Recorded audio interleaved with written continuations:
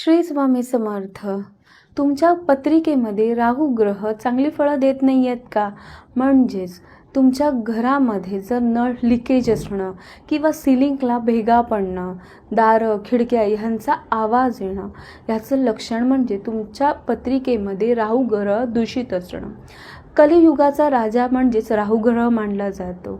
राहू तारे त्याला कोण मारे, या कलियुगामध्ये राहू ग्रहाला अनन्य महत्त्व आहे.